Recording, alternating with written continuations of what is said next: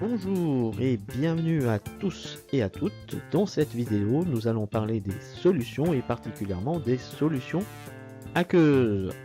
Donc si vous êtes prêts, nous allons partir à la découverte de cette notion. Si vous n'êtes pas prêt, c'est pareil. Nous allons commencer avec les notions de solvant et de soluté. Pour commencer, qu'est-ce qu'une solution? Eh bien, pour un chimiste, une solution, c'est un mélange homogène liquide qui contient un ou plusieurs espèces chimiques dissoutes. On est sur des notions qui ont déjà été abordées précédemment. Solution homogène, ça veut évidemment dire qu'on ne peut plus distinguer à l'œil nu les différents composants du mélange.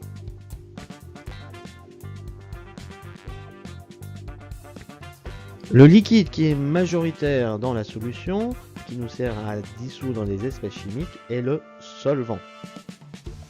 Et lorsqu'on est en présence de l'eau, lorsque l'eau est le solvant, on va ainsi parler de solution aqueuse.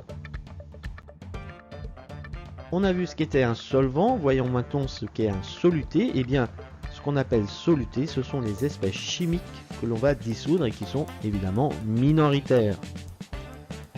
A l'origine, ces solutés, ces espèces chimiques qu'on va dissoudre, peuvent être soit sous la forme d'un solide, soit sous la forme d'un liquide, ou encore même sous la forme d'un gaz.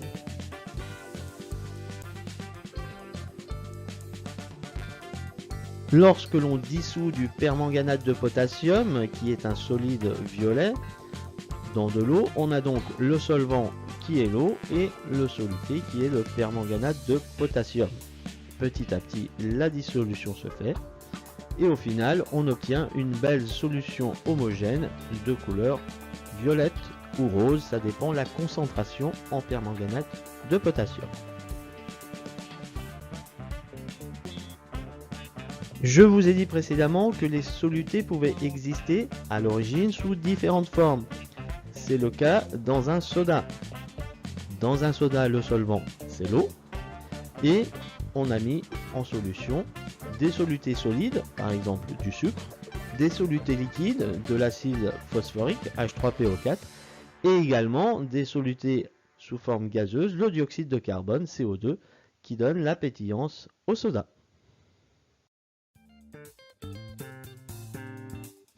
Attention, attention, un soluté n'est généralement pas soluble en quantité illimitée, c'est-à-dire qu'il y a une quantité limitée que l'on peut dissoudre dans le solvant. En chimie, on utilise le terme de solubilité. Et lorsqu'on dépasse cette solubilité, lorsqu'on dépasse la quantité qu'un solvant peut dissoudre, la solution va être saturée, c'est-à-dire que le soluté ne va plus se dissoudre. On retrouve ce phénomène dans les marais salants pour produire du sel. L'eau s'évapore, la concentration en sel augmente, atteint la limite de saturation, c'est-à-dire la solubilité du sel. Et si l'eau continue à s'évaporer, le sel ne peut être entièrement dissous, il va se déposer au fond du marais salant ou à sa surface. À cette surface, c'est ce qu'on appelle la fleur de sel.